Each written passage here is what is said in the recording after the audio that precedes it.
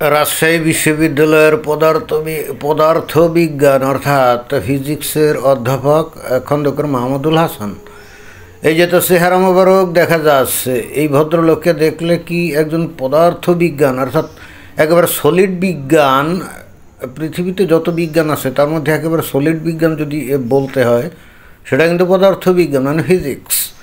তো এখন এই যে ভদ্রলোককে দেখা যাচ্ছে খন্দকার মাহমুদুল হাসান, তো এই ব্যক্তিকে দেখে কি একজন বিজ্ঞানের শিক্ষক মনে হয় নাকি নিরেট একজন ইমাম বা আলেম বা মাদ্রাসার হুজুর মনে হয়? দেখলে কিন্তু সেটাই মনে হবে। কি বিস্ময়কর ব্যাপার, তাই না? বাংলাদেশে পদার্থবিজ্ঞানে মাস্টার্স করে নিশ্চয়ই উনি পিএইচডিও করছেন কোনো একটা বিদেশি বিশ্ববিদ্যালয় থেকে, তারপরে উনি কীভাবে এই ধরনের হুজুর হয়ে যেতে পারেন, এটা কিন্তু বিস্ময়কর। এবং তার এই হুজুরের যে দর্শন অর্থাৎ ইসলামের যে দর্শন, এই অনুযায়ী বেগম রোকেয়া, যাকে বাংলায় মুসলমান নারীদের পথিকৃৎ বলে মনে করা হয়, পায়োনিয়ার মনে করা হয়, সেই বেগম রোকেয়াকে উনি কী বলেছেন? উনি বলেছেন যে বেগম রোকেয়া ছিলেন একজন কাফির এবং মুনাফিক। আমি অবশ্য দেখিয়েছি ইসলাম অনুযায়ী বেগম রোকেয়া কিন্তু কাফির এবং মুনাফিক, এটা কিন্তু ঠিক। অর্থাৎ এই ভদ্রলোক যেটা বলছেন ওটা কিন্তু রাইট। ইসলামের বিভিন্ন বিষয়গুলোকে বেগম রোকেয়া কুসংস্কার হিসেবে বলেছিলেন, যেমন নারীদের এই যে ঘরের মধ্যে আটকে রাখা বা একজন পুরুষের 4টা করে বিয়ে করার বিষয়, তারপরে নারীদের লেখাপড়ার সুযোগ না দেওয়া, নারীদের কোনো স্বাধীনতা এগুলো না দেওয়া, এইগুলাকে উনি কুসংস্কার বলছিলেন। তো ইসলামের এই বিষয়গুলো তো আল্লাহ এবং নবীর দেওয়া, তাই না? তো এই বিষয়গুলোকে যদি কেউ কুসংস্কার বলে তাহলে তাকে কোনোভাবেই মুসলমান বলা যাবে না। সে যে আসলে ইসলামের ভাবধারায় বিশ্বাস করে না, এটাই কিন্তু প্রমাণিত হয়। এবং সেই হেতু তাকে কিন্তু অবশ্যই বলতে হবে কাফের এবং মুনাফিক। এই ভদ্রলোক অর্থাৎ খন্দকার মাহমুদুল হাসান, পদার্থবিজ্ঞানের অধ্যাপক, উনি কিন্তু যথার্থই বলেছিলেন। কিন্তু বিস্ময়ের ব্যাপার হচ্ছে একজন পদার্থবিজ্ঞানের শিক্ষক এইরকমভাবে ধর্মান্ধ কী করে হয়? উনি তাহলে পদার্থবিজ্ঞানের কী বিষয় উনি শিখছেন, এটা কিন্তু প্রশ্ন জাগতেই পারে, তাই না?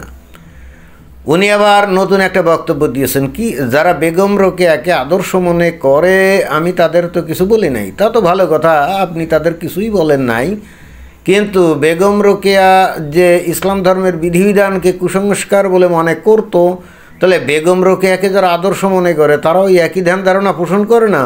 তাহলে আপনি যদি বেগম রোকেয়াকে কাফের এবং মুনাফিক বলেন বা কাফের এবং মুরতাদ বলেন, মুরতাদ মানে ইসলাম ত্যাগকারী, তাহলে এই বেগম রোকেয়াকে যারা সম্মান করে, ভালোবাসে, তার আদর্শ অনুসরণ করে অথবা আদর্শকে অ্যাটলিস্ট সমর্থন করে, আপনি তাদেরকেও তো কাফের এবং মুরতাদ বললেন। এটা তো বলাই বাহুল্য, নাকি নিজে খুব বুদ্ধিমান? আপনি নিজে খুব বুদ্ধিমান, তাই না? এবং দেখলাম যে রাজশাহী বিশ্ববিদ্যালয়ের ভিসিকে জিজ্ঞেস করা হয়েছিল এই ভদ্রলোক সম্পর্কে, যে উনি এই ধরনের একটা কথা বলেছেন, এটা কি যুক্তিযুক্ত? তো ওই ভিসি কিন্তু উত্তর দিয়েছে, একজন শিক্ষক উনি কি বলেছেন বেগম রোকেয়া সম্পর্কে, এটা তার ব্যক্তিগত বক্তব্য। তো এটা কোন ধরনের বিষয়? এখন কেউ যদি হজরত মুহাম্মদের ব্যক্তিগত জীবন সম্পর্কে কোনো কিছু বলে, মানে নেতিবাচক কোনো কিছু বলে, তাহলে কি এই ভিসি বলবে যে এটা তার ব্যক্তিগত বিষয়? আমি নিশ্চিতভাবে কখনোই বলবে না। এ নিজেও কিন্তু তার কল্লা ফেলে দেওয়ার জন্য আন্দোলনে নামবে, তাই না? এই যে নবী মনে করেন যে উনি 53 বছর বয়সে যে 6 বছরের যা শিশু আয়েশাকে বিয়ে করছিলেন, তো এইটা নিয়ে যদি কেউ প্রশ্ন করে যে সর্বকালের সর্বশ্রেষ্ঠ আদর্শ মানব হজরত মুহাম্মদ সাল্লাল্লাহু আলাইহি ওয়াসাল্লাম কীভাবে এই প্রৌঢ়কালে একটা শিশুকে বিয়ে করেন, এই প্রশ্ন যদি কেউ করে, তাহলে কোনো মুসলমান যদিও জানে যে এই ঘটনা সত্য, বহু সংখ্যক হাদিস দ্বারা প্রমাণিত, তাই না? এমন তো না যে কেউ এটা বানিয়ে বলছে। নবীর নামে কেউ কিন্তু বানিয়ে কোনো কথা বলে কোনো অশ্লীল কথা বলছে তা কিন্তু না। অর্থাৎ এটা কিন্তু একেবারে সহিহ হাদিসে বিদ্যমান যে নবী এই কাজটা করছিলেন, তাই না? এখন এইটা নিয়েও যদি কেউ প্রশ্ন করে যে উনি তো নিজেকে দাবি করছেন যে উনি সর্বকালের সর্বশ্রেষ্ঠ আদর্শ মানুষ এবং মুমিন মুসলমানরাও সেটা বিশ্বাস করে, তাহলে কেউ যদি এখন প্রশ্ন করে যে এই 21 শতাব্দীর প্রেক্ষাপটে নবী কীভাবে সর্বকালের সর্বশ্রেষ্ঠ আদর্শ মানুষ হন, তাহলে এই যে ভিসি সে নিজেও তো ক্ষিপ্ত হয়ে তার কল্যাণ নেওয়ার জন্য দৌড় লাগাবে, তাই না? এবং নট অনলি দ্যাট, এই যে হযরত মুহাম্মদ সাল্লাল্লাহু আলাইহি ওয়াসাল্লাম উনি যে খালি শিশু আয়েশাকে বিয়ে করেছিলেন তাই না, এই শিশু আয়েশার বয়স যখন 9 বছর তখন তার সাথে বিয়ে অর্থাৎ বাসর ঘর করেন। তো এটা নিয়ে তো অনেকে প্রশ্ন করতে পারে যে তখন নবীর বয়স ছিল 54 আর 9 বছরের একটা শিশু আয়েশা, তো তার সাথে কিভাবে বাসর ঘর করা সম্ভব? আর যদি কেউ এটা করে থাকে তাহলে এইটা নৈতিকতার মানদণ্ডে এটা যথাযথ কি না? খালি এইটুক যদি প্রশ্ন করে তাহলেও তো তার কল্লা উড়ানোর জন্য মুমিন মুসলমানরা পাগলের মতো উন্মাদ হয়ে যাবে, তাই না? এবং তখন কি কেউ বলবে যে না এটা তার ব্যক্তিগত অভিমত, এটা সে বলতেই পারে না? এই ধরনের কথা কেউ বলবে না। তারপরে নবীর এই যে দাসী মারিয়া কিপ্তিয়া, তাই না, ওনা মারিয়া কিপ্তিয়াকে তো উনি বিয়ে করেন, এটা তো দাসীই ছিল। তো নবীরা ঔরসে তার গর্ভে কি একটা বাচ্চা জন্মে নাই?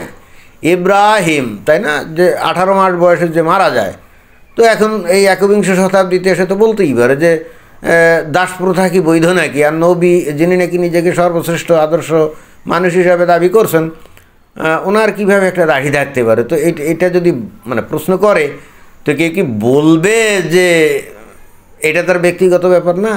কেউই বলবে না, তাই না?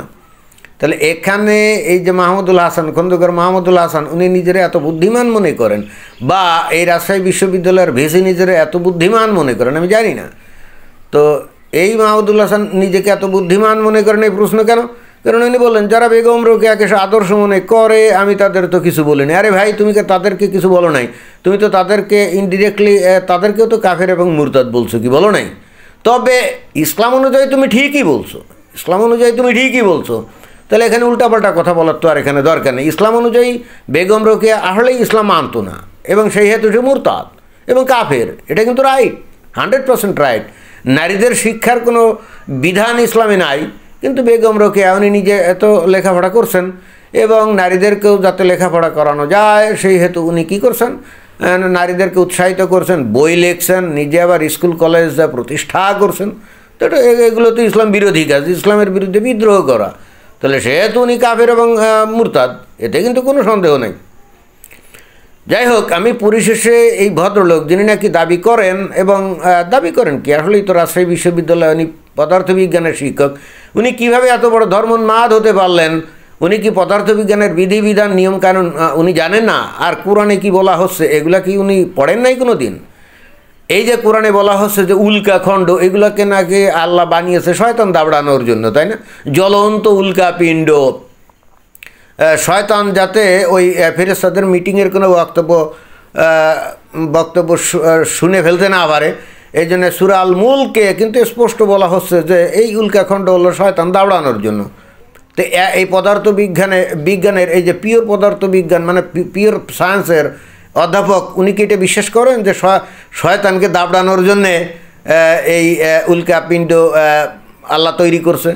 তারপরে উনি কি এটা বিশ্বাস করেননি? কোরআনেই বলা আছে, তাই না, কোরআনেই বলা আছে যে এই চাঁদ এবং সূর্য এই দুইটাই নাকি ঘোরে, চাঁদ এবং সূর্য এটা দুইটাই নাকি ঘোরে। চাঁদ আর সূর্য দুইটা যে ঘোরে সেটা তো সাদা দৃষ্টি দিয়ে দেখা যায়। তো এখন বলা হচ্ছে যে এই সূর্য নাকি ঘোরে, নাকি কি আসলে এটা তো রাইট। এই যে মিল্কিওয়ের চারপাশে, মিল্কিওয়ের কেন্দ্রকে প্রদক্ষিণ করে প্রায় কত 20 কোটি বছরে একবার, তাই না? কিন্তু নবী তার হাদিসে বলছেন ওই যে সারাদিন যে সকাল থেকে সন্ধ্যা পর্যন্ত ঘুরে, ওই যে নবীকে জিজ্ঞেস করলো না আবুজার, হে মানে নবী আবুজারকে বললেন যে হে আবুজার তুমি কি জানো সূর্য অস্ত গিয়ে কোথায় যায়? তো আবুজার বললো আল্লাহ তার নবী ভালো জানে। তো নবী বললেন যে অস্ত গিয়ে যেতে যেতে আল্লাহর আরশের নিচে সিজদায় পতিত হয়, অতঃপর তাকে যখন উদিত হওয়ার জন্য বলা হয় তখন সে উদিত হয়, তাই না? তো এখন এই যে সূরা ইয়াসিনের অর্থাৎ 38 নম্বর সূরার 36 নম্বর যে আয়াত, যেখানে সূর্য এবং চাঁদ তার নিজ নিজ কক্ষপথে পরিভ্রমণ করে বলা আছে, এখন এসে অনেকে বলে এই সূর্য যে ওই যে ওই কি মিল্কি ওয়ে গ্যালাক্সি চারপাশে করে এই কথা বলা আছে। জি না, খোদ নবী নিজেই বলে গেছেন, বিষয়টা তা না। তাহলে এইটা কি এই যে এই শিক্ষক উনি কি এটা বিশ্বাস করেন? আচ্ছা, শিক্ষক কি এটা বিশ্বাস করেন যে আগুনের তৈরি হলো জিন, জিন হলো আগুনের তৈরি? উনি তো একজন পদার্থবিজ্ঞানের শিক্ষক, উনি মানে আগুন দিয়ে কি কোনো জীবিত প্রাণী থাকতে পারে? এবং সে আবার কি খায়, গোবর খায়, তারপরে কি হাড্ডি গুড্ডি খায়, তাই না? তারপরে এরকম মানে জিনের খাবার কি, গোবর, হাড্ডি গুড্ডি, পায়খানা, মলমূত্র এইগুলা খায়। তো উনি কি এটা বিশ্বাস করবেন যে এই জিন নামক এই ধরনের কোনো কিছু আছে? আমি জানি না এই ভদ্রলোক আসলে জীবনে কোনোদিন কোরআন হাদিস পড়ছেন কি পড়েন নাই।